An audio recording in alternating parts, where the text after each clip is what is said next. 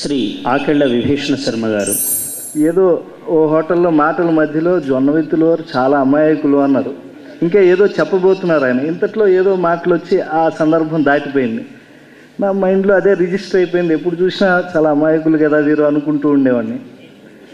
ఈ పద్యాలు చూస్తూ ఉంటే శివుణ్ణి ఆయన ఎంత నమ్మించడానికి ప్రయత్నిస్తున్నాడంటే, స్వామి ఈ సృష్టిలో ఏమీ లేదు, రసాత్మకమైనటువంటిది నీకు సమర్పిద్దామంటే ఈశ్వర ఏదీ లేదు, నా హృత్పద్మం ఒక్కటే ఉందయ్యా, చాలా చక్కగా ఉంది, దీన్ని తీసుకో. అప్పుడే చప్పట్లు కొట్టకండి, అసలు వ్యవహారం ఉంది.